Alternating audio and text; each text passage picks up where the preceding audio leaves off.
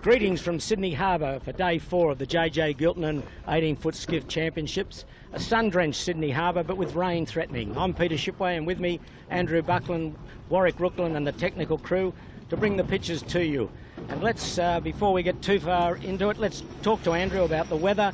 We saw yesterday an incredible day. We had everything from rain, no rain, wind and no wind. So Andrew, give us your thoughts on today and how you see the race panning out. Well, Pete, as we observed yesterday, stable-ish radius south-east wind, affected by rain significantly yesterday. Big humidity clouds turned very promptly from non-raining to raining and caused a bit of havoc. Add to that, the tide ebb all day today and stronger probably yesterday. And we noted yesterday fresh flow from out of the Parramatta River. Really a significant effect in the normal tide flow. So we expect to see more than 1 knot of tide going upwind on the stone line. We saw yesterday a record, possibly slightly appears by that. Today, the actual overall is not the situation. No difference yesterday. We'll crop up the east coast of Australia, deep high pressure cell on the west coast of New Zealand. So we're expecting this probably up to 12 east-south-east numbers from wind about 110, and subject to further loss of rain, Pete. We're expecting it to stable. Okay, thanks Andrew, and we're here with the committee boat off Robertson Point, and they've got course 2 showing, and Warwick, you might like to talk us through what course 2 is, and we've got a nice breeze here, there's no doubt about that, and we should get the fleet away on time. So Warwick, over to you. Thanks Pete. Yeah, course 2, same as yesterday's for those that were watching, but hopefully we're going to have a bit more breeze throughout and without the monsoon rain. So we're here close to Robertson's Point, not far away from Taronga Park Zoo, and the guys will head upwind up into Rose Bay, then a long VMG run all the way down towards the President's, the Prime Minister's residence, and then up to, they go to Clark Island first, it's a triangle, and then down towards Kirribilli, then up to Rose Bay, and then VMG run back down towards Kirribilli, up to Rose Bay, and the finish near Clark Island. And at the moment we're looking at the committee boat, guys, and Andrew, you're talking about that, the rain and the tide. The committee boat is actually lying about 90 degrees to the breeze. That's how much current is running. And yesterday, as they were finishing, about an hour after the tide had basically turned. Theoretically. Yeah, theoretically turned. That's correct. Theoretically just turned. Keep that out of the well. It was still coming out, right? That's a lot of water. That's all the rain. It has been raining plentifully, and the catchment area for the Parramatta River is pretty substantial. So the harbour not all that wide and not all that deep at this point, particularly. So the current amplified significantly by the fresh water. Well, let's recap on yesterday's rather dramatic race that, as we said earlier, had a bit of everything. It was won by Appliances Online, David Witt, very clearly in the end, because the breeze died completely, and he won by over 7 minutes from Thurlow Fisher Lawyers. Michael Coxon and Knight Frank from New Zealand was 3rd, C-Tech 4th, and Peroni was 5th. So what that means now on the point score, and this will need a bit more explanation throughout the day, but we'll just go through the points after 3 races. And we've got Thurlow Fisher Lawyers leading on 9 points. Appliances Online is 2nd on 14 points, and then there's a tie for 3rd between Smeg, the defending champions, on 16, with C-Tech from New Zealand on 16. Then we have Coopers, Rag and Famish in 5th, Asco in 6th, Knight Frank 7th, Peroni 8th, and then in 9th, Yamaha from New Zealand that won the first 2 heats. And he went into the protest room yesterday after he didn't finish and got redressed for yesterday's race. But that needs a bit of explanation, and we will explain what that means to the overall picture a bit later in the day once we get this race underway, because it's a rather complicated, but it does really take the point score into unknown territory for the whole regatta. But we'll come back to that later. 10th is Noakes Sailing, Sean Langman, the veteran. He rounds out in 10. Triple M 11, Compass Global Markets 12, Noakes Youth 13, Harkin USA, Howie Hamlin 14. Another veteran, John Winning, is in 15th. Lola from the United Kingdom is 16th. Hire Appliances 17th. Maersk Line is 18th.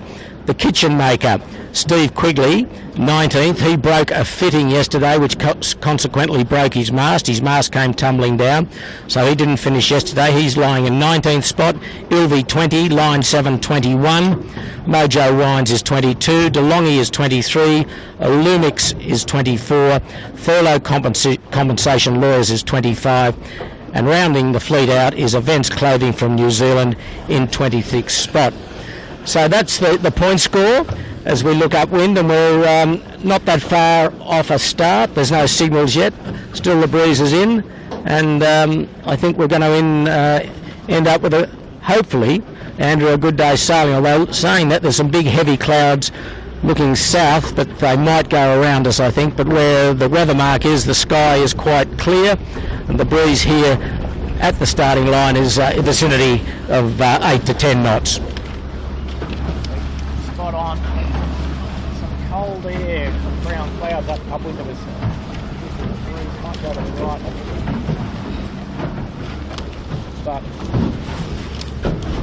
we sort of imagine that this race is strongly affected by those events, a little bit of right-hand air creeping out of the bays on the top side, and the ebb tide favouring probably the starboard side of the beat, not the first beat. So we sort of think that the guy that starts the committee boat jumps out on the port track early might be the best first part of the beat. Yeah, well, that's certainly that's where the max tide's going to be, isn't it, Andrew? I mean, it's going to be flowing up out of the Parramatta and Lane Cove River and down the channels. Probably nearly 2 knots over Golden Island onwards. Yeah, there's plenty of water to get out. And the other thing too, folks, is just going back to the courses, you can get a much better visual explanation of the courses if you go to, on the 18 for Skiff TV website, there is a section there of the courses. And just to remind you, the race committee at this stage has course 2. I doubt that will change, the easterly course, so you get a good little look at that. So Pete, overall though, it looks less volatile than yesterday. There's less cloud, there's a bit less heat. It hasn't rained since about 10 o'clock this morning that I'm aware of, you know, within a 5-mile radius of here, basically. As the day warms up, you know, there's sort of 2 effects. One, the cold bits get warmed up a bit, but the other problem is that the thunderstorm activity doesn't get. But it's not hot enough, I don't think, for too much of that. It was amazing when we were on the land though, wasn't it, guys? It felt like Asia in there. It was so humid, so muggy, but it's a little bit more bearable out here on the water. The golf course effect like that. The golf course effect, Bucko, that's it. That's why I stay off them. I should stay off the things too, mate. I'm dangerous. It cost me a fortune in balls. Just looking at Cooper's 62 Rag and Famish, they had a really mixed day yesterday. They were up early, then they had an early capsize, they got right back into it, into the place getters, and then when the breeze quit, they just got absolutely dumped. And I was talking to Pete Harris, the forward hand, this morning, and he just said, look, there was absolutely nothing they could do about it. They just sat totally becalmed while the fleet sort of sailed around them. While they were doing half a knot, the rest of the fleet were doing 1 knot, and they finished way down the list.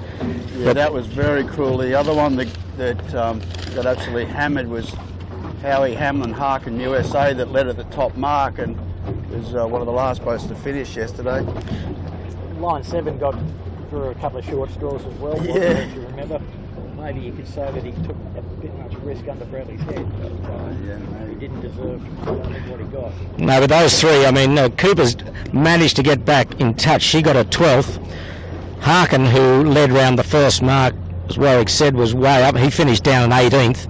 And poor old John O'Witty in line 7, he was 3rd for a lot of the race. He finished in 23rd spot. So it really hurt poor old Jono, but nonetheless. And the other one that make a note of that was having the race of his season was Ilve Ollie Hardis was right up there, and he was another one to just absolutely smacked. Yeah, 21st he finished. Yeah, right. Good breeze looking up the harbour and seeing the 2 o'clock Wednesday race boats in the Alfreds, looking at the Red Hander 60-footer up there, and just smoking, reaching along.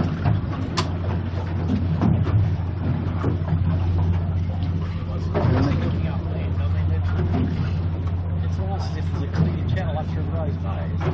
The sky, grey clouds sitting to the west of us. But the breeze is very much square to the coast here, so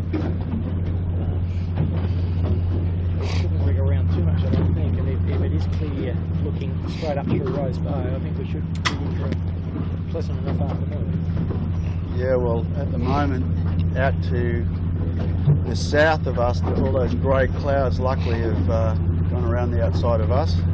Hopefully it stays that way for the rest of the afternoon. Probably raining at the airport, mate. Could be. So there's enough wind here to make it a contest, Pete. You know, breeze in the puffs, sort of 12.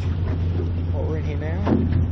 And the guys were talking to the guys in the park. They're all looking forward to sort of an ordinary yacht race, actually, in a certain sense. I mean, yesterday certainly rattled a few cages, but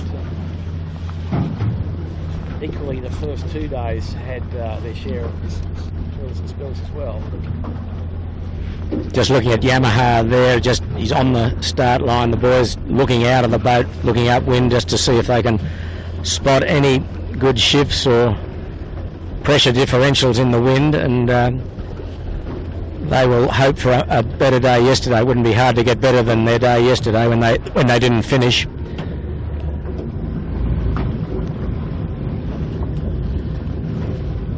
Yeah, they were, even before that, they were struggling a bit early on, weren't they? They certainly didn't have the form that we saw the first 2 days, and I think we all agreed prior to the start yesterday that there was a big chance that a few things could go upside down given the conditions and vagaries of the light easterlies, which turned into a light easterly, then a storm easterly. That was, you know, the big rig tends to even the fleet out, doesn't it? Really? Yeah, I agree with that. Got a fair bit of the yard drag, and to get exceptional speed is with the big rig is quite difficult for a variety of technical reasons. Well, I think the other thing too, Andrew, is that, you know, quite often if it's not max big rig, let's just say light to moderate, the boat handling factor doesn't come into it quite as much. So, you know, the top 15 boats go the same speed, whereas once they get into second side, the boat handling gets important enough that and is an issue at every moment of the race. So you can sail them a bit like a keelboat at 8 knots, but you can't 16. So over to Newton. Okay, so we're in sequence at 5 minutes, and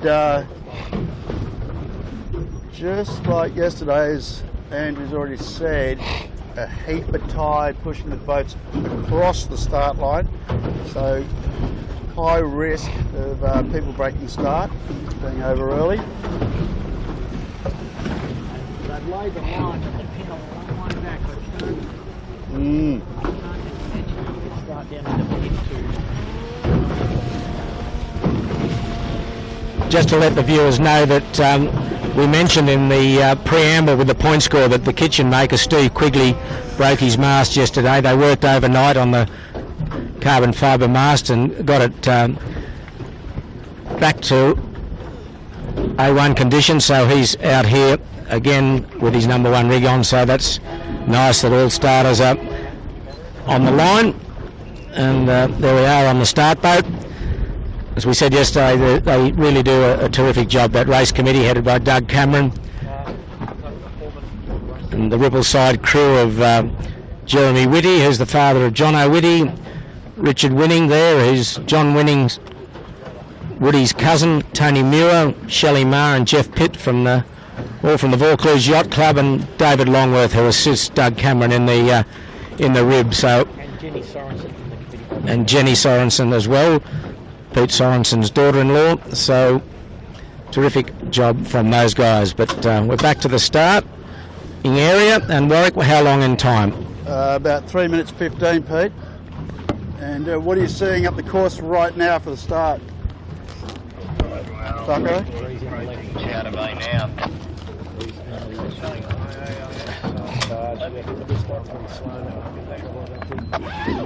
But I suspect we'll see a general recall here, guys. For all the same reasons as yesterday.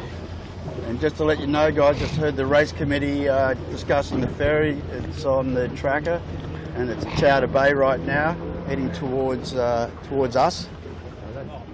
That's on schedule. Sorry? That's on schedule. He knows his ferries, Bucko. The timetable, man. Yeah, yeah. What's the name of the ferry, Bucko? That's the trivia for today. Queenscliff. Okay, I can't help you with the answer, but until I see it. Yeah, exactly. Anyway, back to the race. There's Woody in So 2 Yandu. minutes 20. And the whole fleet lined up above the Queen boat at this point, so they've voted in favour of the Queen. I'm just going to get away a little bit from the committee boat, boys, because if someone wants to bail out hard straight off the start, I don't want to be in their way. A lot of action going on. Geez, there's a lot of boats, fancy boats, towards the committee end of the line. We have to be away, don't we?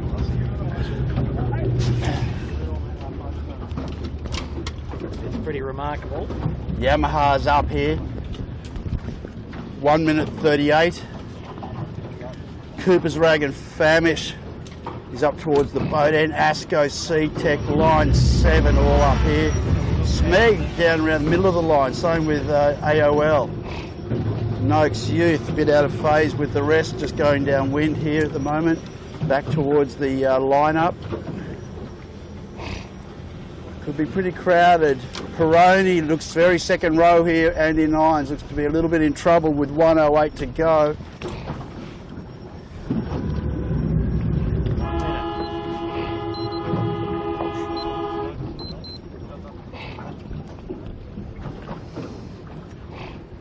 Well, they're well behaved, and they are far enough back from the line to get a good start by the look of it. Yeah. They're going to live there. There's about 47 to go now. Yep. Pin well up, as you said. A long way up. Asco's got to live there for another 40 seconds. Asco doing a good job. He might Yes. be a bit advanced. Well, I think Cooper's could get a little bit of a squeeze. I think Yandu's going to have to start in second row. What are we looking at? I stopped for a second, but it's around 25 seconds. Howie's going to get locked out. Howie Hamlin, 19, 18.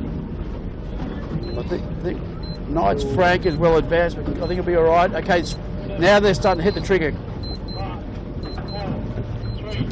2, 1, now. Yep. Ooh, DeLonghi's had two. Oh, hang on, what's this? Yeah, I think so.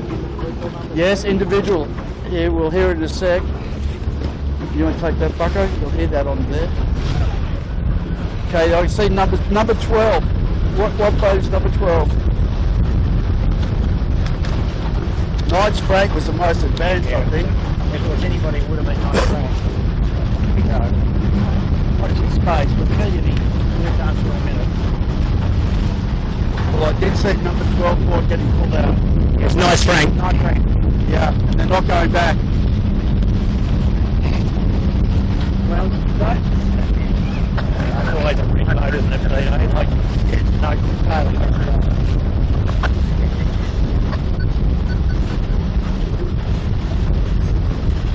So unless he goes back, his day is over. Yeah.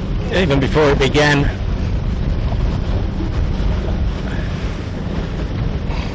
Very strange was they're pushing hard in the corner out of the current. I don't get it. Yeah, well, maybe they're just looking for that shift, Bucko. Overpowers all that.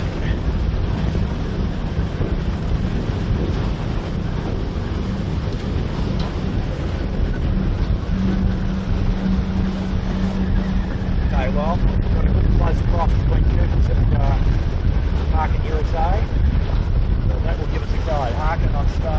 camera cat this side. And it's on port, so the next stop we're going to tell how much to check that in. Jump out of there. Coopers and Peroni, the two fastest boats going.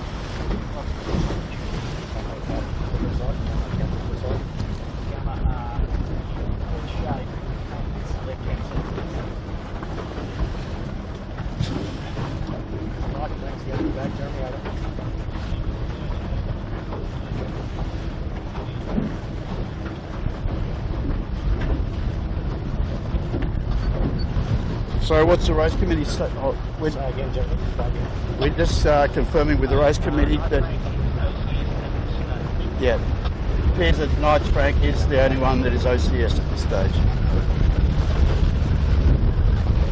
You've just checked with the authorities, and at this stage it's Knight Frank who's been the naughty boy, and it'll really affect his day. So as we watch now, a split in the fleet as you'd expect. Some going hard right, and some have gone hard left under Bradley's head.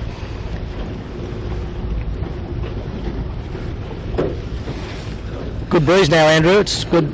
Yeah, nice, sort of 8-10.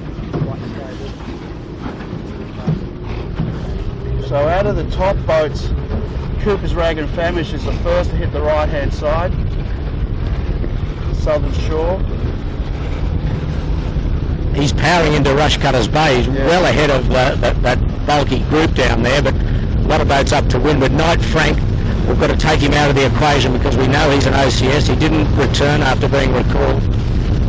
He's standing away on port, and we're looking at him now with Asco just punching out in front of him, and just behind Knights Frank, off screen, is Thurlow Fisher, and yesterday's winner Appliances Online.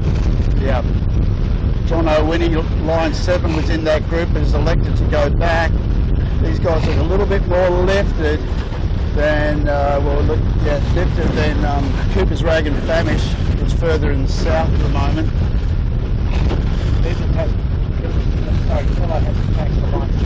Yeah, we've got a yacht here, guys, that's in the Wednesday race. I mean, they're pretty experienced guys on the wild thing. I think they'll be kind to these big guys and try and stay out of the way. Knight Frank's going to lead the race, but having been over the line. So Asco probably the leader now, I would say. What? Yeah. And this condition just 10 to 2 there. Not too windy, and they are quite fast.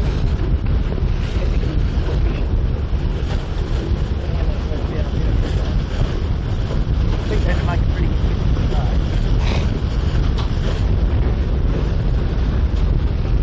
Just a little bit further back, got a good battle between, is it in shot? No, it's not in shot, just to let you know. Between Coopers, 62, Smeg, Triple M, Compass, C-Tech, and Yandu. Lance is in a good place here, that guy's through. About to step into the lead. He's about to step into a good line of right-handed here. Good pressure all the way on the Fleet quite split in their decision-making processes, really, aren't they? You know, there's a lot of guys off Bradley there and guys in the south. Well, DeLonghi's gone right into Clark Island. Couldn't go any further. He's tacked. If he gets any right hand, he'll be looking famous, but he's a fair way back at the moment. But that's the leading group we're focusing on. Asco and line 7.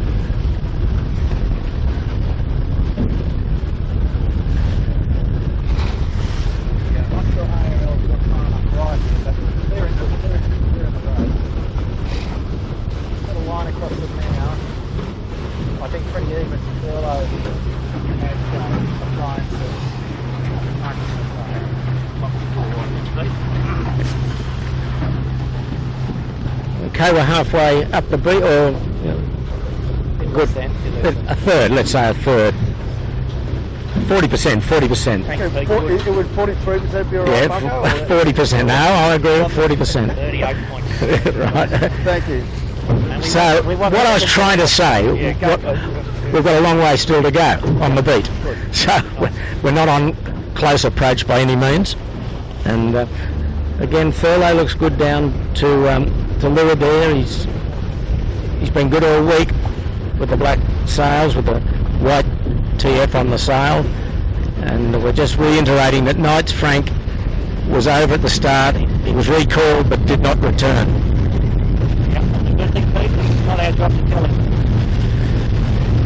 We've all been in that position, and it's a real heartbreak, especially if you do well in the race to cross the finishing line and don't get a hooter or a gun. It's you really feel crestfallen because you've sailed your heart out. Often you win when you get Well, you've got a boat. well, you've got exactly. It gives you an advantage straight away. That is correct. Usually, though, you do know, except sometimes out in the ocean where you lose track. But, I've only ever done it once, but got all the way to the end and actually not figured out, kind of. Well, you won 7 world titles, Andrew, and I don't think did you jump the start every time or not? No. No. The big fella liked the second race. Yeah, yes. Sorry, didn't like the second race. He liked to be Well, a length in front. But Well, Andrew won 5 with the big fella and Murray, and 2 with the handsome one, big handsome Pete Sorensen. So there we are. But anyway, back to the racing. Going into Shark Island now. Thurlow, Fisher, Asco and Line 7 in that group. And they're going, I think Michael Coxon will go right into the island, but Asco will cross him because he'll have starboard tack rights. And there goes Thurlow, Fisher now. Asco clear ahead. Asco looks pretty quick there, Pete. Indeed. Nice flat water, and Only a small cloud out to the southwest. we're 62% up this beat. Thank you, Peter. Good. So We won 2 decimal points on it. I think Bucko should bring a GPS out so he'd actually get accurate numbers, because we seem to be wrong all the time. a thermomolite. Is that a thermomolite or something like that? A theodolite. Oh, that's the word I was looking for. GPS will do. Okay. That would be too difficult, wasn't it? Okay, so Asco's. So off the island, we've got Knights Frank, Asco. So Knights Frank, really, she's gone. Thurlow, Fisher, tacks back, Line 7. What have we got here? Yeah, Thurlow there. John O'Witty just coming in to just cross maybe a few boat heads behind Thurlow, Fisher doing a good job. Crosses ahead of Appliances on line. Meg slightly out of shot is hitting the island as well, and just crosses the Yamaha. Good to see the snag in their more normal, somewhere near their normal position. Wasn't Yeah. it? That's good. And the right yesterday. Gee whiz. So Andrew, I don't think anyone that went right did very well, did they? I mean, looking back here, they're down now on starboard tack, coming back, pointing at the fleet. The sort of half-right guy there was The middle. was Appliances. But here's the thing: the guys that went right, the guys all had to bail out and go behind everybody off the line. So nobody started at the boat and tack, which is what would have been conventional wisdom, I suppose. But I think the breeze has bent right a bit with this cloud to the southwest, Pete. It's a big persistent shift at the moment, I'd suggest. Look at the angle that Thurlow's on going into. He has to tack. You can't sell that. He's on the low line. Those guys are on the low line now. Look what Thurlow's up to. He's cracked sheets into the mark. And a bit more pressure. Yep, right, and more pressure. A brown cloud, boys.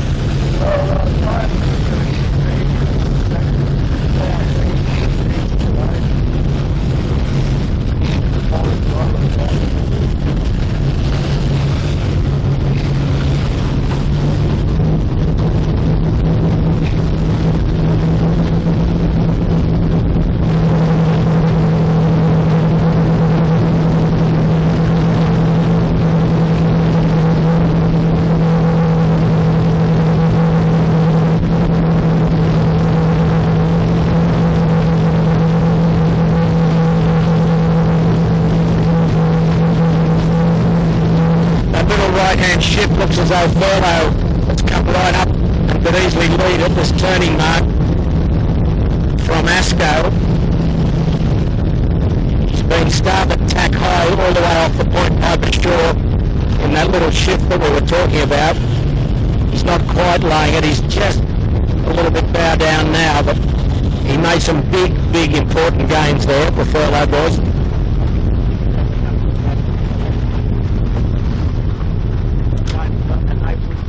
They would suspect that Knight Frank was over the line. They wouldn't know, but they would suspect. The guys in the fleet generally might get a feel for that. generally know who's over, and you know, Knight Frank clearly was totally in front of everybody else. Yeah. So although Knight Frank goes round first, we'll just discount him, and Furlough will lead the fleet, the first mark. Asco second, so their speed upwind in that, you know, nice mid-range big sail, pretty good. It was just in the last couple of 100 metres that Furlough got the jump out to the right-hand side with a nice little shift, and he's the point score leader, of course, so he's leading this race. Asco second. That, of course, is the Gotta Love It 7 boat of last year, and Sevy Jarvin, who skippered Gotta Love It 7 to all those multiple JJ Giltinan victories, is on the sheet for Marcus Ashley Jones on the Asco as we watch line 7 around in third. Line 7 again made a good fist to the beat. They almost look a bit dangerous, though, don't they? Look, yeah, just coming up, Yamaha fighting with Smeg. And Smeg going to make life hard here for the Appliances online. Yes. Yeah, like He here will. on starboard. Yep. So Smeg's around fourth. Next, Yamaha's going to be the problem for Appliances. No, he's right. Then Yamaha. Well, they had to take a boarding action. Andrew, look at it, mate. Appliances are online in trouble. Dave Witt as Maersk. Bit of yelling. Who's protesting? No, Whitty's yelling at Maersk. Yeah, he's giving him some. Mojo next. Doesn't matter. Nothing's going to happen out of that, I can tell you. Big gains for Smeg there in the last little bit as well. Yeah, he just went the right way at the last 200 yards from the beat and got himself right into contention. Compass next. Howie Hamlin in Harkin, USA. Triple M underlaid that. They probably have to tack twice. Bit hard to tell from where we are. Yeah, no, he's not going to make it. Yeah. Mojo having a pretty good day. Coming back at GBR, which will be an issue for the GBR boys. Yeah, Royal Britannia, around the Triple M. Oh, there's more boats yelling. coming in starboard than UK. Lola. Peroni let them off there. Peroni next. Big John, get the jib in. Wow. And a good little puff here. And DeLonghi. And out of the Masters division, Yandu and Sean Langman haven't had good first beats. Oh, and Cooper's way back. He's just going round two. Wow. Yeah, and he was the first of the fancy boats to get to the right. No, he tacked back in the middle, was? Yeah, but he was the first to go right. Yeah, but he didn't stick to it.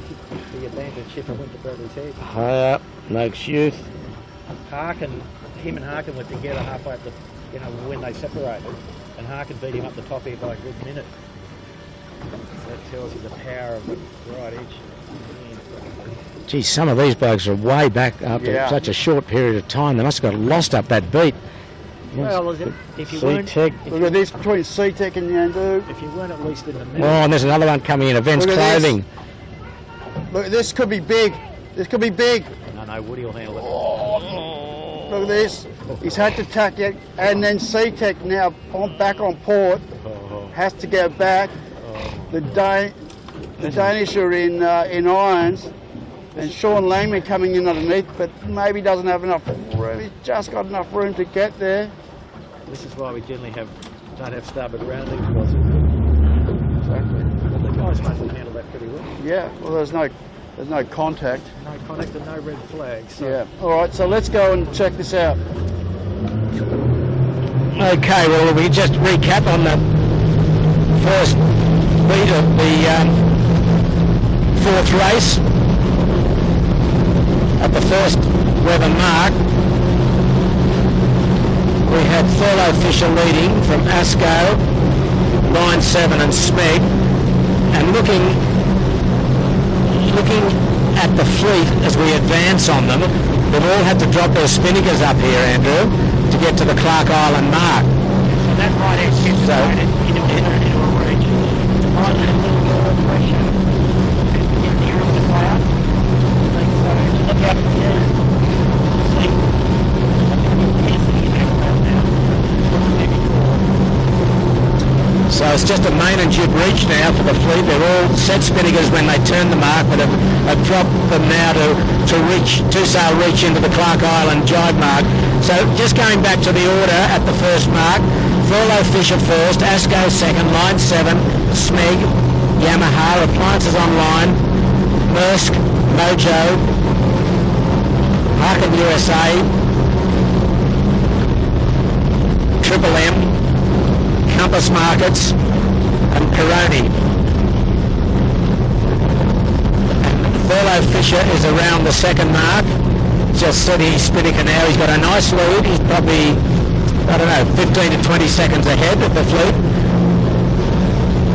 Oh, he's a bit more because that's Knight Frank going around in second, and of course he is did not start because he was recalled at the start and didn't return, so Asco remains in second, so the lead now is probably 30 to 35 seconds. Smeg and line 7 fighting it out for third spot, but line 7 will go round third. Just watching Smeg to the left there, line 7 coming up around the bow of Smeg to the turning mark. Then back to Appliances Online and Yamaha. So if this stays in the southeast, guys, it's going to be very hard for anybody to make places back.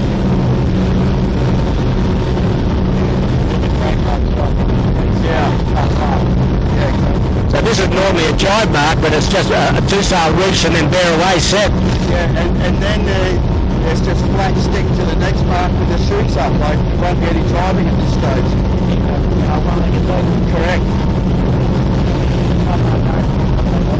Sure, well, as you were saying, it's kind of in those models we were looking at earlier, or on this morning, to predict wind and that, it had a lot of southeast in it. That's the mark. Yeah.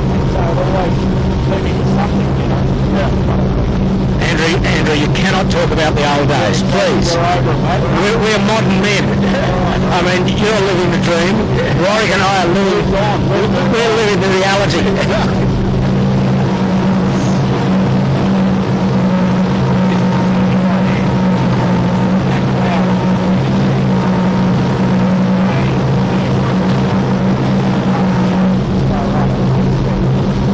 Winning line 7, AeroMedia, that's his company. He's the guy that's really put all his tech together for the club, and he's having a great run in third place. And He deserves a break after yesterday. I mean, you don't deserve much, but I mean, after yesterday's disaster for him, it would be nice to see him maintain that position. But anyway.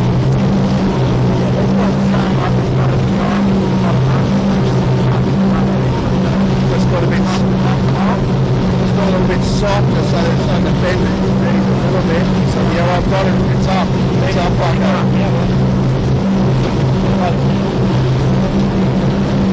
It's way up from where they're heading. And it's going to get quite right in front. We've got a warship just coming into Garden Island. There's going to be a fair bit of a blocker maybe on that bridge as well. That'll probably be big shadow. Going out. It's the other end. The opposite end. Now the thing is, just sorry to interject, boys. Those two marks where we were looking at are actually for the Edwards, and the 18 mark is a little bit further to my right.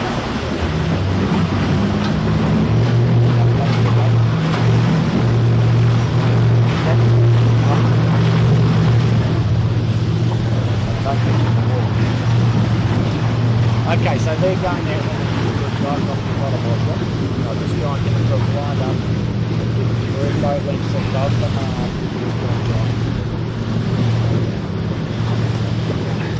Very well.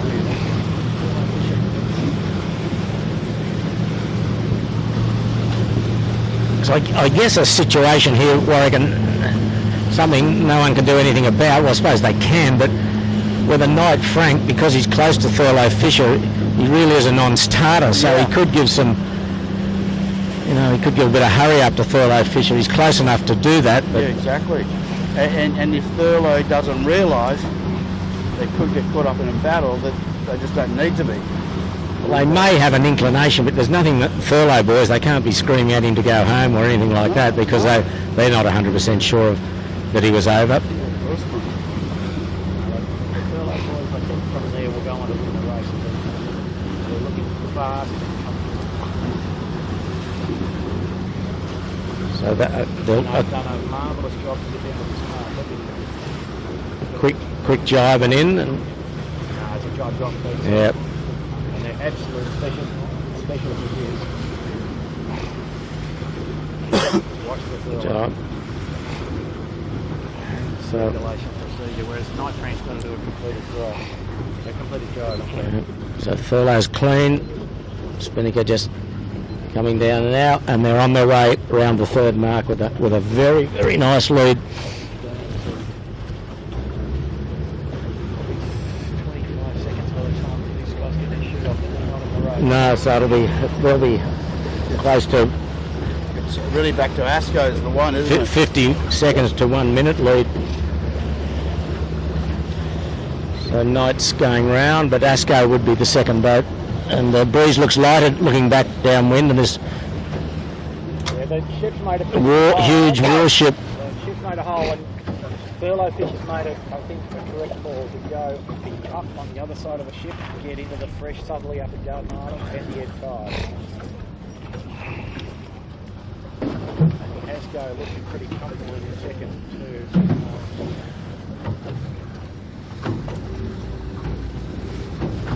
So Pete, that's almost exactly a 1 minute lead to Thurlow over Asco, just counting. Knight Frank Okay, well, line 7 just dropping. Asco still untidy. The Spinnaker's still half up the mast. We've got a knot and a halyard by the look of it. He's in Geronimo Harrison in the middle of the boat trying to untangle that knot. His father would have had it untangled. Probably would have had a cigarette in his mouth while he did it, or a durry. Anyway, line 7 around. Of course, Jay Harrison is Geronimo's father, former famous 18-foot skiff sail. Here comes Smeg in with plenty of heat. Plenty of heat at the mark. Yamaha's caught right up to Smeg. That's amazing, isn't it? Really good crew work. Yamaha. Pete, were you that quick when you were in the third? Quicker. Quicker. Yep. 3-part pole, you would have had it all done. Stubs. Throwing the stubs back. So Smeg's around. Tight with the Yamaha and Plants online. Look, guys, look up towards Garden Island. There are boats that have a good BNT run. Along and others just came straight down. Those first on route. The rich got richer again, mate? Yeah, That's the old story. Sometimes that's how it is. So it looks to me like that ship is playing havoc because these guys here, not much pressure on starboard tack, and I think Thurlow has done exactly the right thing, stepping out to the right. Well, he's certainly by himself. He's right in on halfway between the leeward mark and Garden Island, where all the rest have stayed away on starboard, led by Asco and Smeg. They're still standing down towards off Robertson Point, heading towards Bradley's as we watch the boys in Cooper 62 go round. Just getting that Spinnaker into the boat and jib on, and they're on the way. Good pressure here for them. Guys, I wasn't but are you onto the fact that Thurlow's gone hard right? Yeah, and the others? Yeah. A good gaggle here. We might have a bit of action here, Warwick, on this turning mark. We've got Triple M coming in. We've got Peroni, that's DeLonghi, Oakshue. Triple M's got the job done though, Pete. Look at that. Sort of yeah. quite perfect, but Tradesman like at least. Longy, Peroni. Yeah, I don't think though was that that Furlow had very much choice. The only folly he might have is he might end up overstepping pretty steep right. That's the folly he had.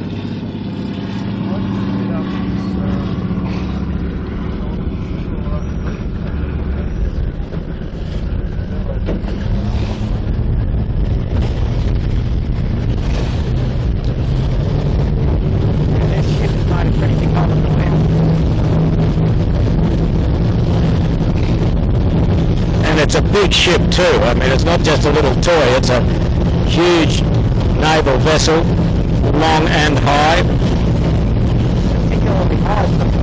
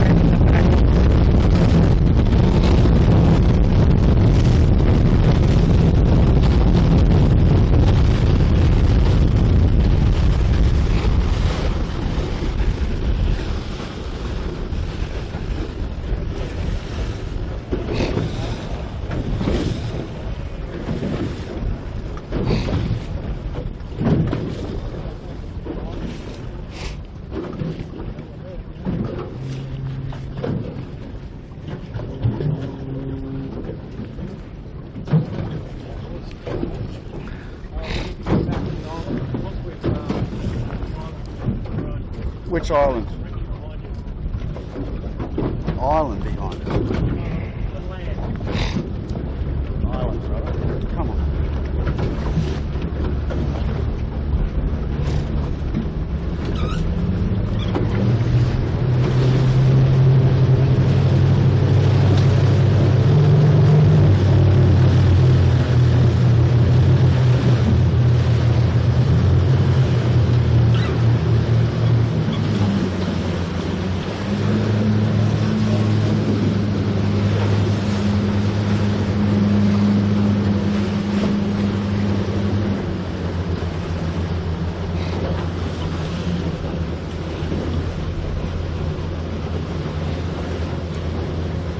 Just watching some of the tail enders who's gone around the Kirribilli mark and punching their way back upwind.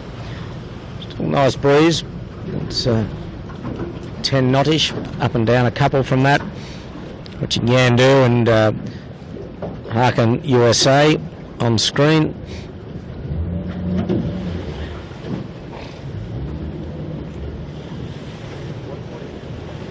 About 1 o'clock, can't see it, but that's where the last picture was. About 2 o'clock now on that island. If we can't see it, we're just going to have to go towards the wall. Oh, look, right here.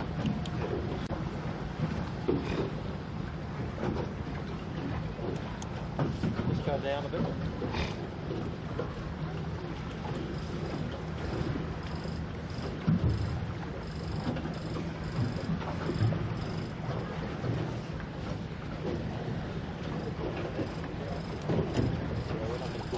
Okay, let's rejoin the race. Just got a small technical issue here, folks, so we're just going to rejoin the race, and we're down off Robertson Point, and then we're going to chase them as they go upwind again to the Rose Bay mark. Big naval ship is just going round Bradley's Head. We'll clear the passage now for the harbour. When we left the leaders, Thurlow Fisher was clearly in control of this race, with Asco second and Line 7 in third spot.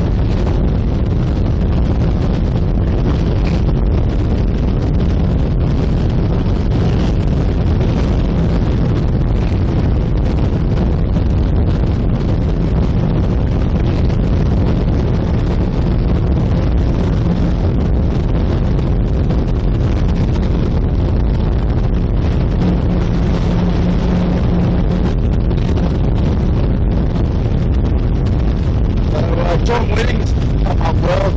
You remember where he was at the top mark first time. It's a fair way back, and he's actually come back up to the group with Harkin USA, boats sailing, and the group Triple M. He's had a run. We'll head over to the right, have some lights of Ronnie, line,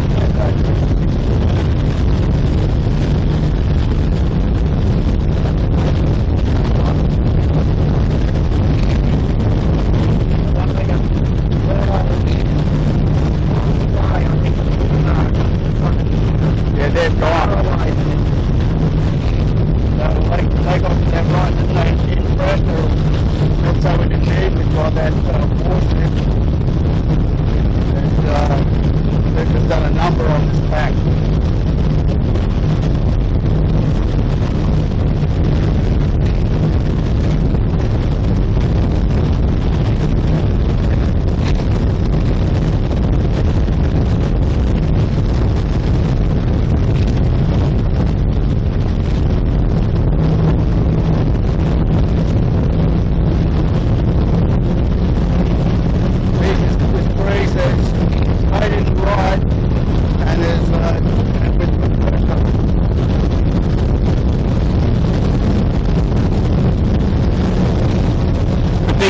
Here has been Yamaha.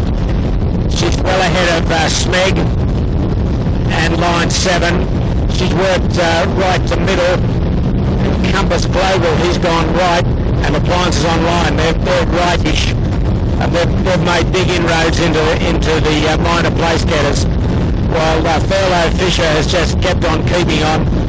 His middle to right as well. He's probably laying the mark as we look at him upwind. And there's some big right-hand shifts out to the right.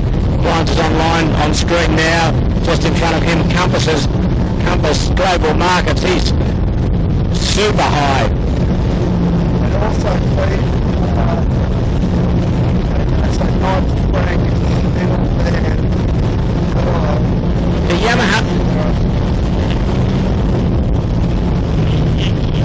The Yamaha was up early, but he's fallen off that right-hand shift now, and he's heading in behind Smeg and Asco. But interestingly, Knight Franks has got himself in front, which doesn't mean anything, but if you're just joining us, he was recalled at the start and didn't return. So he'll be recorded as a did-not start, and line 7's just done a very poor tack going into Shark Island. As we see him behind Smeg there. Asco is a bit further advanced. He's right in at the wharf at Shark Island. Beat the race so far right, but Knight Frank hasn't been on short tack much at all. And Willow has been reaching the last, have a look at that, he's 30 degrees up on course, so we're down with Smeg and Asco. The angle they're sailing here is kicked real late to the mark. Just breaking over the top of Shark Island, the southern side.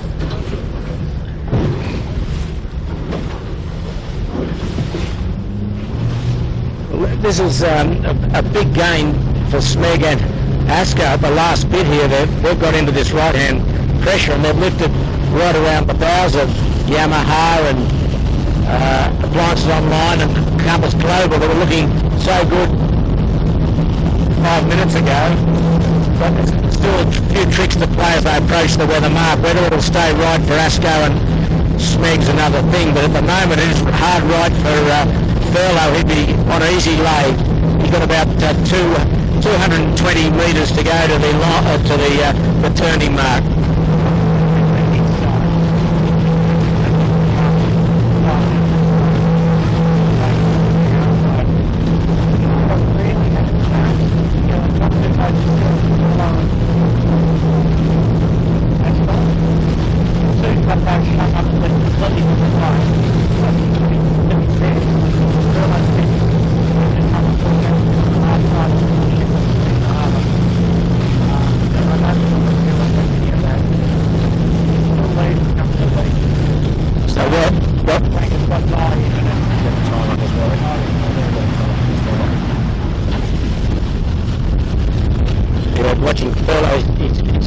slightly cracked coming into the mark, and up he goes as the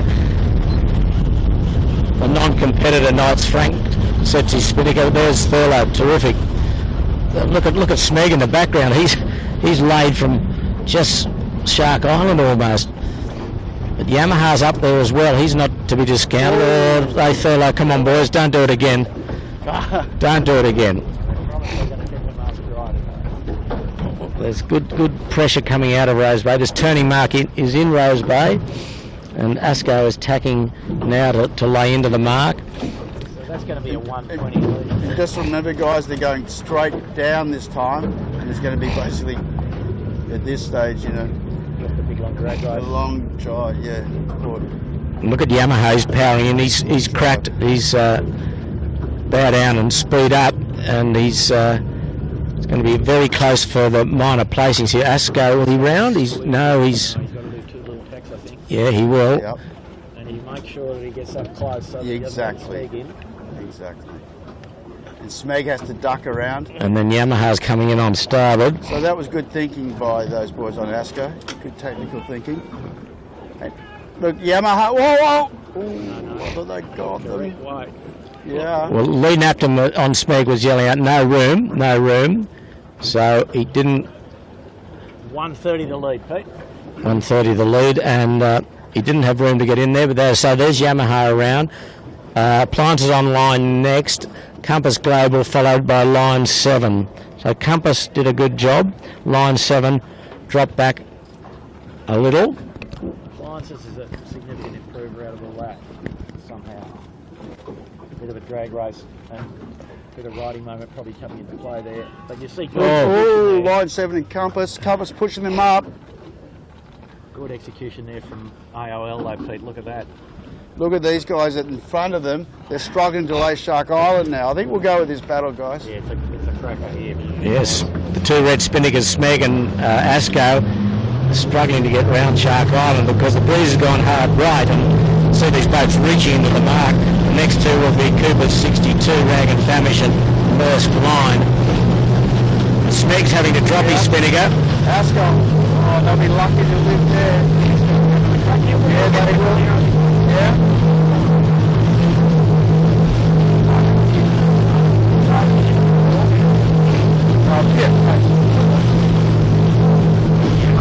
Yamaha, bit of specs coming up on the Yamaha and roughing them. Okay, Asco just making it across now. What are we on that? No, we're not. We're on the Yamaha thing. So Specs punched out in front. Compass having the flags. Got a lot of traffic. And all the yachts, they got all these midweek yachts to contend with as well. Well, Asco did a good job. He fought hard to hang on to his spinnaker. He just got round the wharf at Shark Island, and he's jumped away from that pack that he went round with. Smeg still had to drop, and he's gone really high, still hasn't reset his spinnaker. Compass Global did a good job. He's punched out from the bunch a little. Smeg's still going up when not trying to, but hasn't set his spinnaker. Appliances on line in the middle. So That surprises me, guys, that Smeg is waiting that long, huh? Yeah, we did. It's being very patient because he's sailing up into less pressure there. yeah. GC's breeze got chopped up here from all these yachts and whatnot. And way in the distance, Thurlow Fisher just struggling to get round Bradley's head. Yeah. And Asco, look at Asco, and then to your left, pick it up, Compass and all those guys are slow now. They're starting to get the pressure again. Well, Smeg's rumbling without the spinnaker. Yeah, he sure is.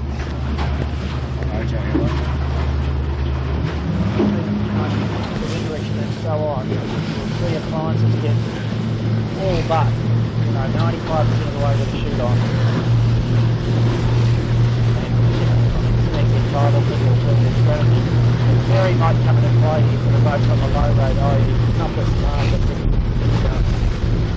Look at the front here, the ferry is going to be in the picture here. What's at the 330 out of Circular Quay? Bucko, what's the ferry's at?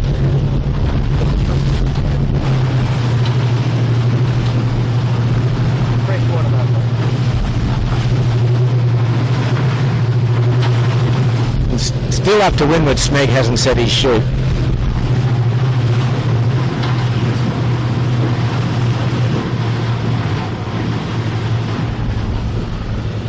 Fabulous action on these four boats alongside us. Compass Global, Appliances Online, Line 7 and Yamaha having a screaming spinnaker reach here. 3 strings, but there's Smeg setting now, and he's got no pressure up to windward. Wow.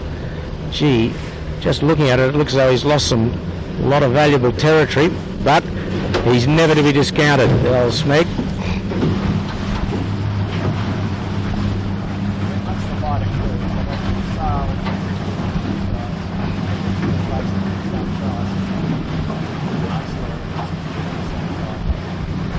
Just starting to rumble up there as Asco got round Bradley's head in low pressure at the moment, and this group 4 just dropping pressure a little bit, but Smeg's up to windward of them by 150 metres, and he's got back into the good nice pressure running through from Double Bay.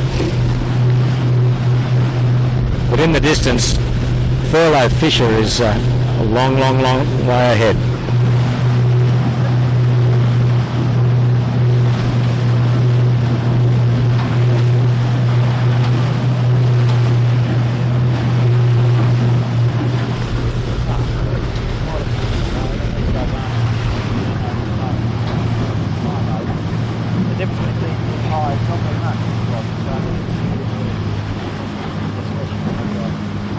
As you were saying, Warwick, the mark is up. You know, where Furlough is way in the distance, he's way below it at the moment.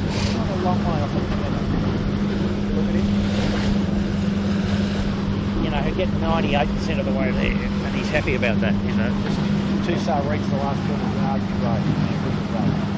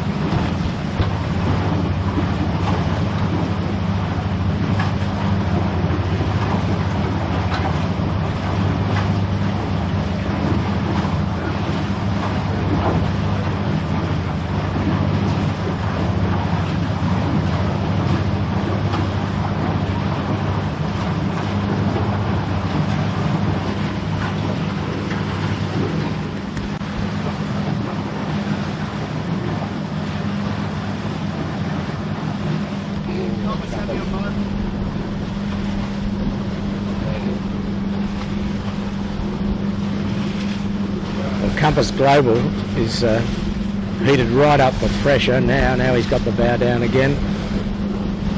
Furlough, if we look down in there, a long way away, isn't he? But at the mark, or close to it.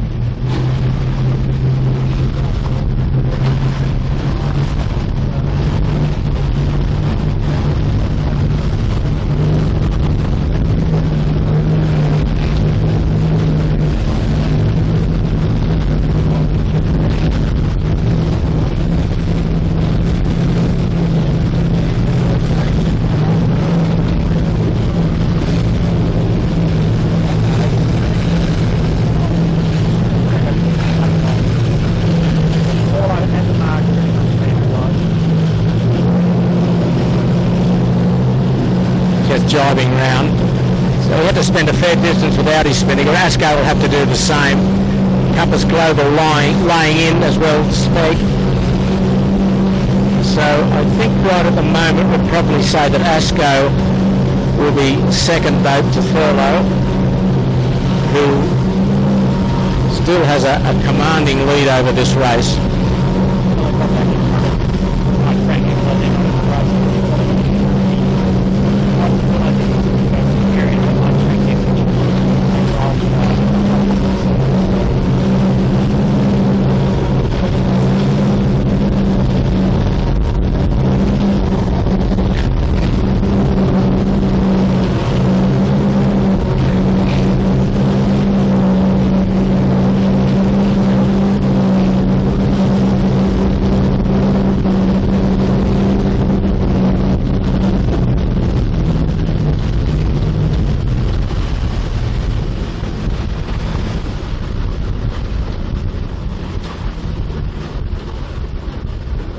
the leader's head. They come to the road play. It's soft enough. And just go for a run to the finish on Clark Road. And the breeze back there was almost back to where it was at the start.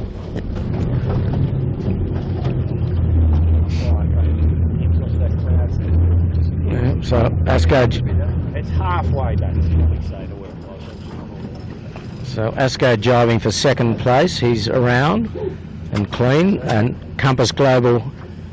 A minute 45, Pete the lead. Well, it was a minute 30 at the bottom mark, so he's extended by 15 at the top mark. But extended by 15 seconds. Compass, the big improver there. He's got round in third. So Smeg just not quite right, but not far off. But best to sail on starboard jibe, and probably would have rude not setting his chute a little earlier. Yamaha 4, Smeg 5, line 7, 6, and Appliances on line will be 7th, and there's a fair gap then to Cooper's Rag and Famish, who'll be the next boat round. And A big fight here now, a little bit of wind, and wasn't completely clean. He'd be eyeing third place out of that, I would say. Davey and the Tom Toms.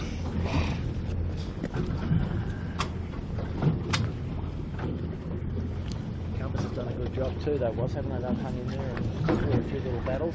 Yeah, they have. It's been tough. You weren't in that top group right from the get-go. First top mark, right of course, big in the breeze, shift, very hard to get back. What's first? Oh, they've dropped off. It's soft. Wasn't no wind. They had, yeah, there's just a second shift. Weather set. Yeah. So they've dropped off the breezes. It's gone a bit loud and gone Soft. soft. So, I think what we're seeing here is just the cloud and the associated cold air is now far enough away so we can be downwind of us. We look up the track, you see the breeze is still right up in Double Bay, but down the bottom here you've got some different local thermal. So the breeze back as if it's sort of so tricky here. The right looks like it will pay more pressure and the right hard. well, the richer got richer. You look way upwind, you see Thurlow Fisher, he stood right along on starboard. He's actually just tacked onto port. He was basically high the whole time, where the bulk of the fleet behind him was soft and low and tacking all over the place. So Smeg's done a couple of tacks before he's going back on starboard. Asco stood out in the middle of the channel a little bit. So we watch Peroni going round just ahead of Maersk and Noakes Youth. Yep, they're a bit untidy.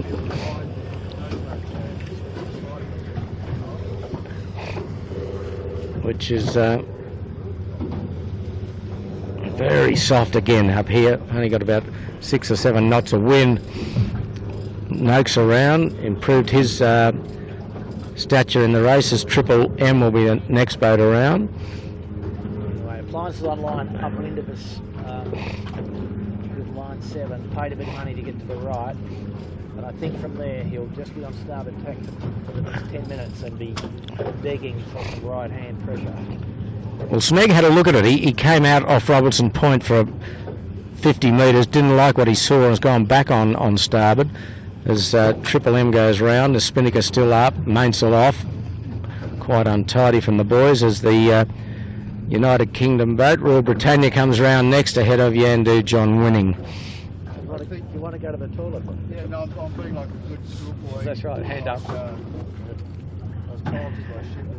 So out of the Masters division, we got John Winning. I don't know what Jared is. He might be in a Masters. He's a Master. He's actually a Master. Probably not. Steve Quigley, third. So I think it's time to shove on up. Yeah, I think it's very light down here again. Maybe we can shove on up to the back of AOL, because that's kind of the pivot point of the race there. You know, they stood to the right. Yeah, and they were the last of the pack. So if they've gained anything or not.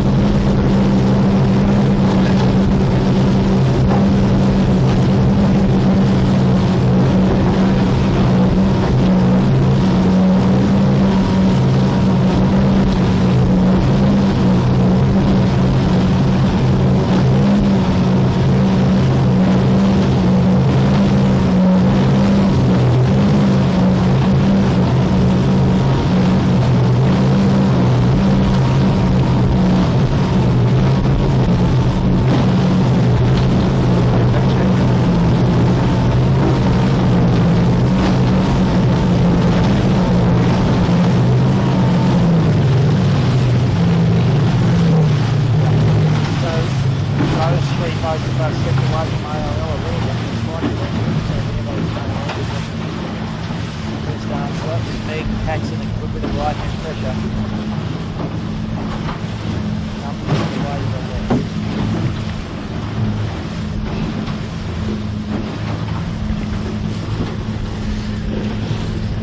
So that's Compass just tacking. He's in close third at the moment. Asco's second, standing in behind him to Bradley's head on starboard. Way in the distance as we look is still Thurlow Fisher in a big header on starboard tack. But Smeg is a nice right-hander coming across to Compass Global. Yamaha just tacking out to windward of Smeg. And Not quite patchy, average guys. Down the right,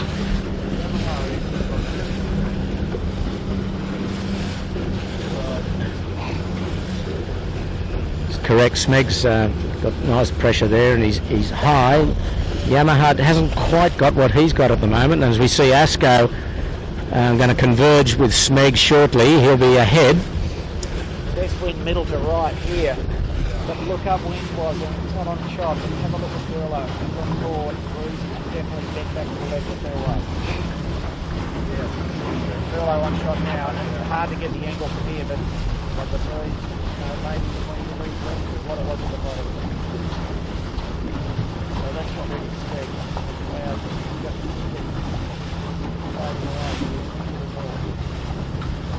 At least there's no rain, Bucko, or is it coming? Well, no, I think we might have alluded. I was worried. I hate being wet, wasn't it? Being wet 4 days in a row. Not good. We need wet weather money. What's the wet weather allowance like? Come on. Yeah, I like being wet at the bar. But look at Asco here, he's back into the south. Spending a lot of money to get south there.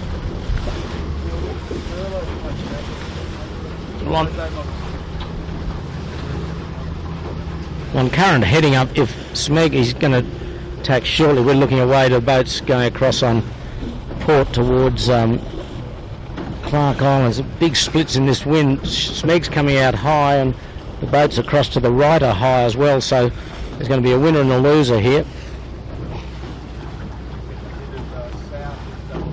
Yeah, I mean, Furlow's being pretty careful. He's really covering everybody. He's got enough margin to do so, and I think that he's tacking now. So he'll almost be up to the ley line still from there, because there is still right hand air on the right edge.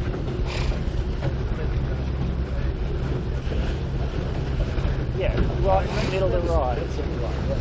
Yeah. just try to sit back to the bottom mark. Nil. They were nose to bow. Nose to stern.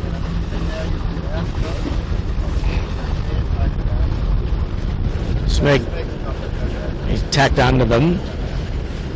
Line 7's fallen off the edge of the earth. He's right back in Garden Island there. He's gone hard right, as is Yamaha. Look at yachts in Double Bay that are hard right. They look high on starboard there. Just the normal stuff out of the valley though now, Peter. It's not like the rain squall. It's just geographic, the normal geographic out of the bays. I agree. I don't know what you mean, but it sounds good. The geographic.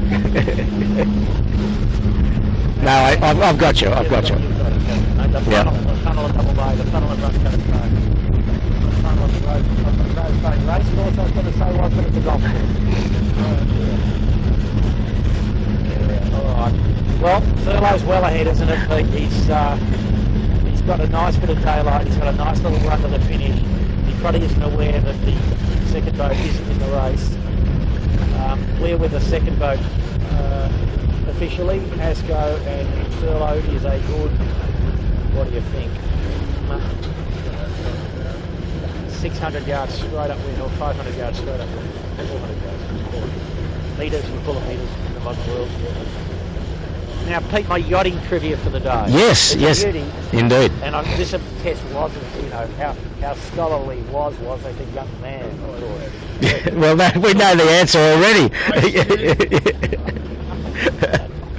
a beauty. What were the sail numbers of the boats? One Madison, one Medals and Henry, Cecil Jones, and one Buckingham Glass. I know the name of his boats. Yeah, good. See, that's a start. It's a big long name. He was God. And I know who sailed with him. Well, for the first two, but you can't name the third crewman, can you?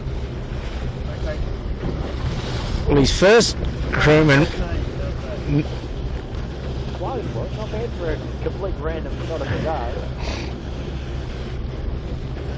his first two crew was Smudge, Ian McDonald Smith. Thank you, Peter. That wasn't the question. No, I know. I'm just sort of. Well, we're warming up for this. Like you guys. Well, and the boat would. Think about Rodney Patterson. I'll tell you why you're that hero, Rod.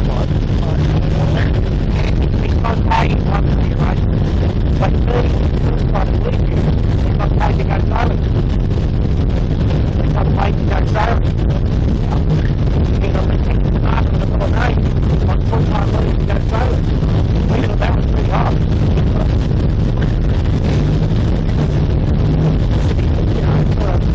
68, 72. His boat was called Supercalifragilisticexpialidocious. And I'll tell you tomorrow some more trivia about Rodney Patterson's family, which will blow your mind. But I've got to get the sail number. So in those days would be FDK for United Kingdom. Nice work. Got the first letter. Well, FD was the insignia for the Flying Dutchman class. And where is his boat now, Andrew? In the museum, I think, of the Maritime Museum in England.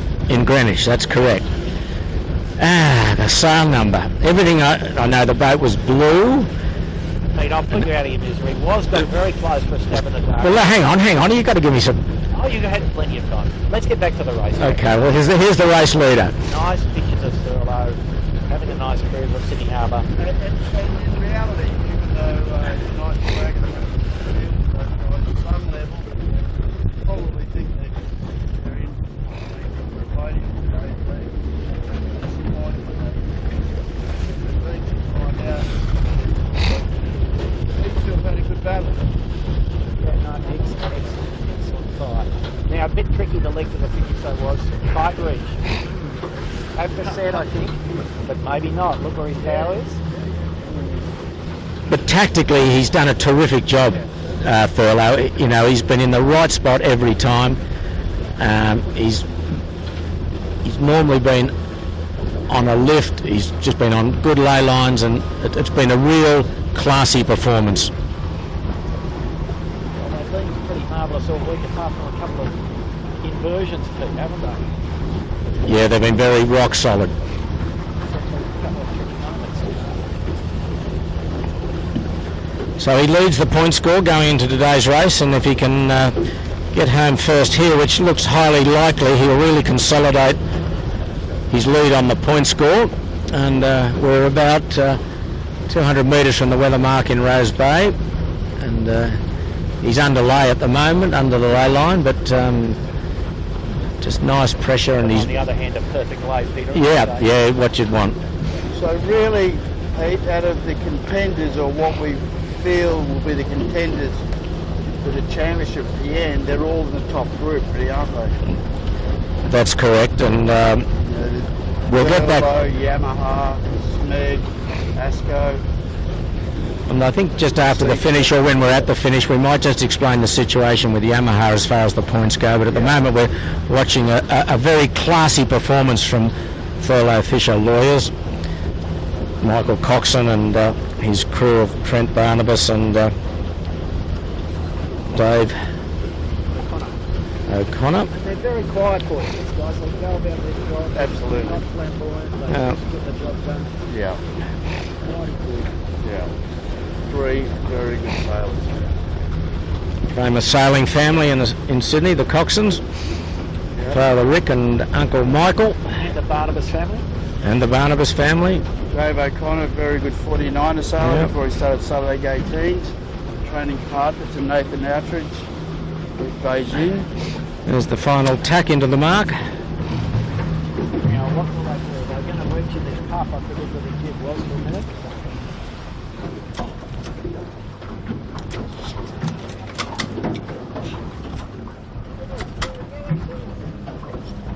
Hey, Billy. Going wide. Two sail reach for me. So we'll have to set. They're just going to set.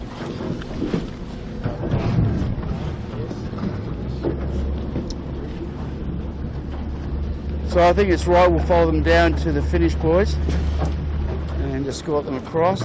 Now they're going for their set. Well, very interestingly, Smeg has looked as though he's got himself right into the place getters here. If he's not second, he's very close to second with Asco. Keep in mind that Knights Frank is not in the race. He was over at the start, we keep repeating. And Smeg has wiggled his way through. And I don't know where Yamaha has gone. He's fallen off the edge of the earth. He's just here, Pete, just back behind Compass. Wow. Compass. Gee, Smeg did a good job there up that beat. I think Asco will still be second as we're focusing down on the race leader, who's a good minute and a half, nearly 2 minutes ahead on the run now to the finish. And as Andrew suggested, Spinnaker's on early and then probably just a two-sail reach into the line, I think, Andrew.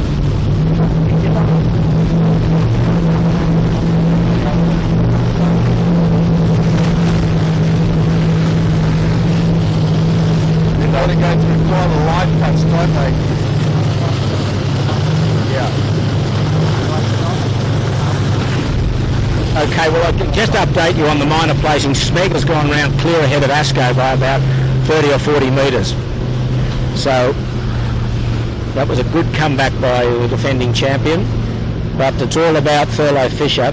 He's on course for a fourth heat win. The JJ Giltinan Championship, sponsored by the Winning Group, who've been a great supporter of sailing and 18-footers. Really lying the finish guys, the finish boats have got stuff into the island there. Yeah. No, it's not.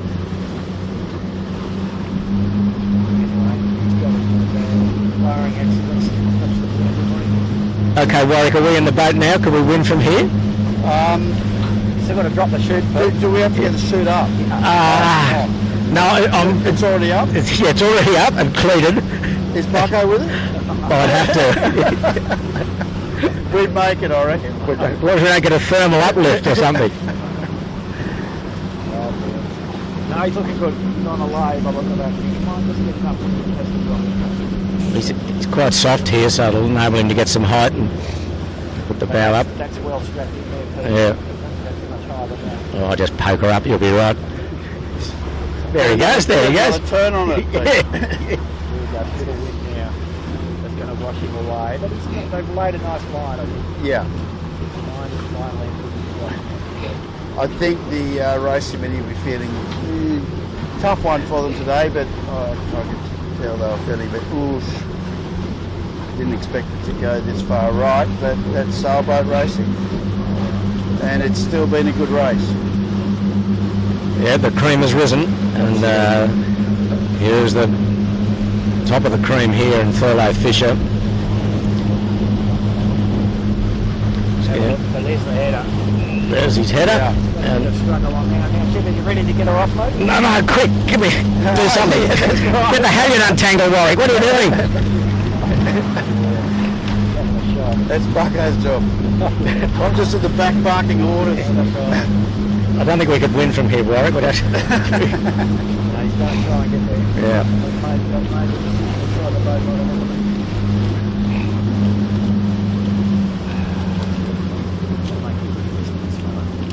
Yeah, low, going a bit lower on their traps. I think that might be a cross of Bucko. You think? Yeah, just quietly. Do you reckon they need your advice from the outside to get there?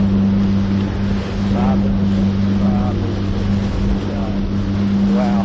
Well, we've said to a race, terrific performance, and that's good adjectives, but it has been a really first-class effort by the Thurlow Fisher boys, as they're about 10 seconds away from glory and winning the 4th heat of the JJ Giltinans to firmly plant themselves atop of the leaderboard.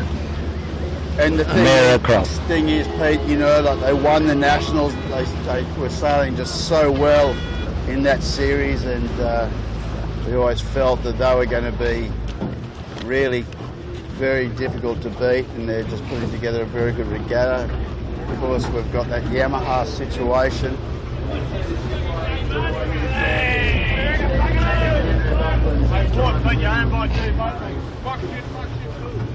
So, where's the Knight Frank? He's not going to get a hooter, I don't think. No.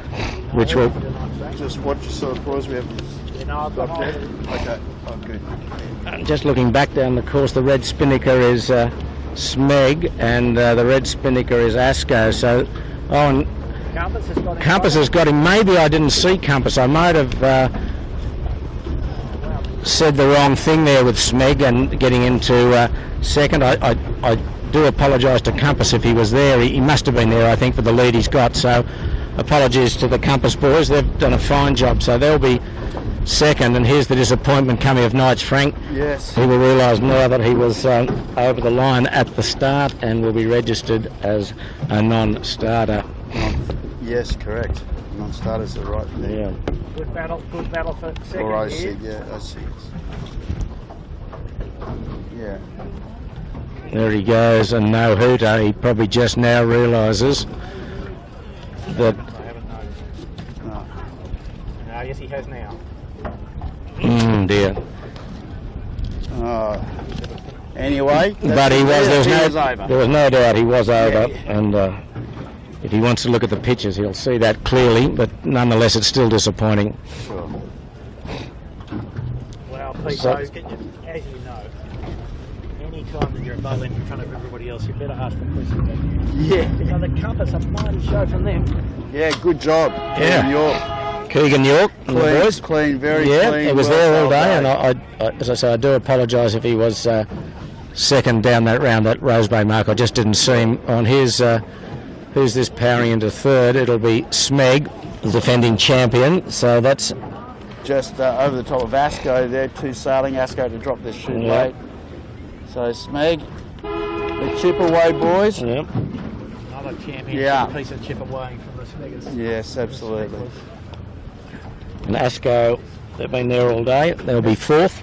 And Asco was trying to get redressed for a situation the other day, but they failed in that attempt. And Yamaha will be next. And there's Yes. And maybe what I'm hearing is we've maybe not heard the end of this redress situation with the Yamaha. well, let's quickly talk about it now, what it means, Warwick, and where we stand right at the moment. Not talking about it maybe another protest, but Yamaha yesterday capsized, had an incident with another skiff, and then went to the protest room and got redressed. So talk us through what that means right at this moment, Warwick. So the situation was there was a claim port and starboard between SeaTech, the other New Zealand boat, and Yamaha. Yamaha said they had to avoid, who had rights had to avoid SeaTech, and in doing so broke a vital piece of equipment. At this stage, the protest committee agreed with that, and so has awarded them average points. So basically, for race 3, at this stage, it is, it's called average points. We've got to wait till the end of the series now to find out what their series score is, and then divided by the number of races sailed, and that will become their score for race 3. So rather than yesterday, let's say the 25th, if they hadn't got redressed, at the end of the regatta they may end up with a 3 or a 4 or whatever the number may be. So it means yesterday potentially will have to be their discard, and so even though we won't see them up there in the overall points at this stage, they certainly are in reality. Yeah, so we won't know until the last race when they finish what their average points are. So it's going to make this point score very interesting if they're right amongst the top place getters in the remaining 3 races. But Correct. that's the way it is at the moment, and we'll have to just wait and see. But Pete, shouldn't we add the one more wrinkle that's there? Well, you go ahead, Andrew. I know what the wrinkle is. You tell us. Yeah.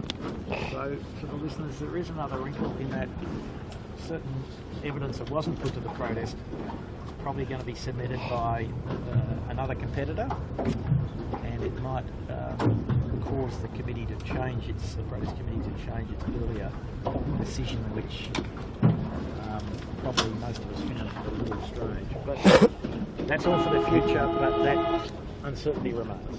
So Peroni across the line. Yep, Peroni in 9th. Yep, and rounding out the top 10 is Noakes Youth. Okay. We were deep early on and chipped away back. Okay, so we'll just recap on the finishes. Thurlow Fisher a clear winner.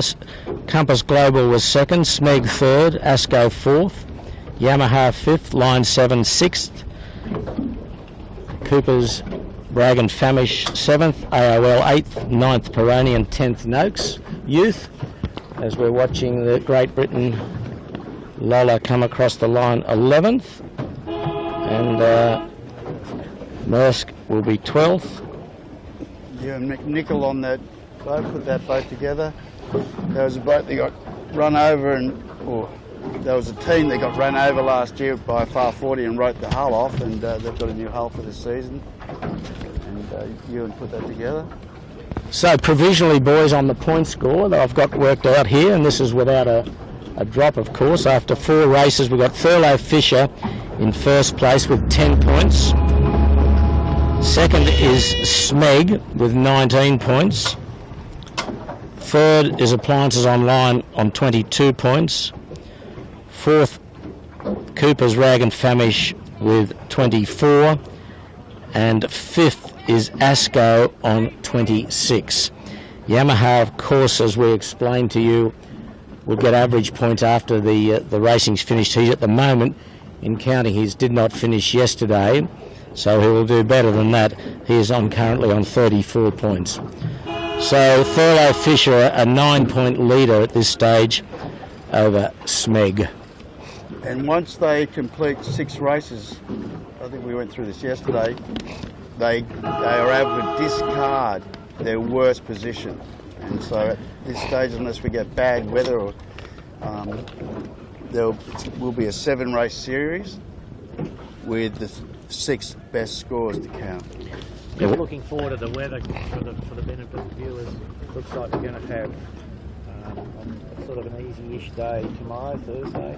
Late day Friday, reasonable, probably lightish air on Saturday, and then Sunday. Really? Looks like it might be, yeah, the little low pressure cell is brewing up a little later, but Sunday, the final race could be one for the ages, looking like 30 plus knots of southerly. So a bit challenging and even perhaps above the limit for racing. Watch this space. It's interesting because So what wind direction tomorrow, Andrew? Similar? Yeah, or more round to the... A bit more round to the left. Right, yeah. more east, True easterly. which will be this course.